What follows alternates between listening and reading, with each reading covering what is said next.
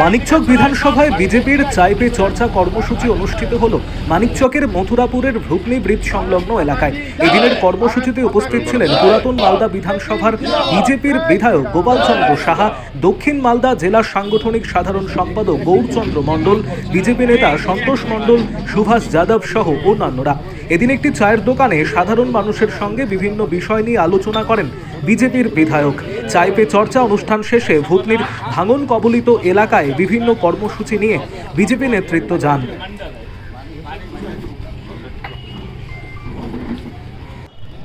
আরও আপডেট থাকতে আমাদের ভিডিও শেয়ার ও ফেসবুক পেজটিকে লাইক করে ফলো করে দিন।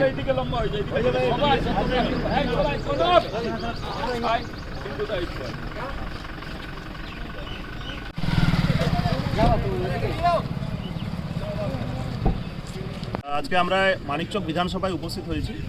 আমাদের ভারতীয় জনতা পার্টি পশ্চিমবঙ্গ প্রদেশের সিদ্ধান্ত অনুযায়ী, নির্দেশ অনুযায়ী পশ্চিমবঙ্গের বিভিন্ন বিধানসভায় আমরা যারা বিধায়ক আছি, ভারতীয় জনতা পার্টি নির্বাচিত বিধায়ক, তাদের প্রবাস কর্মসূচি দেওয়া হয়েছে। তারই অঙ্গ হিসেবে আজকে মানিকচক বিধানসভায় আমরা উপস্থিত হয়ে এখানে প্রবাস কর্মসূচিতে আমরা অংশগ্রহণ করেছি। বিভিন্ন আমাদের কর্মসূচি আছে। এই কর্মসূচি আমরা শুরু করেছি আমাদের এই ভূতনি ব্রিজের এই মথুরাপুর থেকে।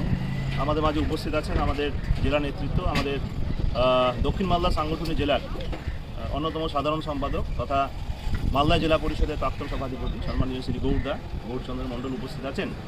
জেলার অন্যতম আমাদের সহসভাপতি সন্তোষ মণ্ডল আছেন।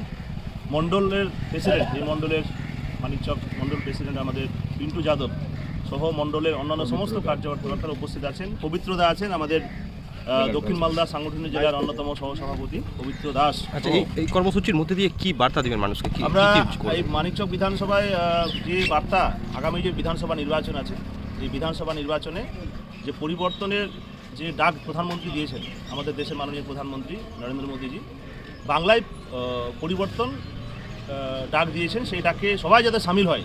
যে বাংলায় সুশাসন প্রতিষ্ঠা হচ্ছে আমাদের লক্ষ্য।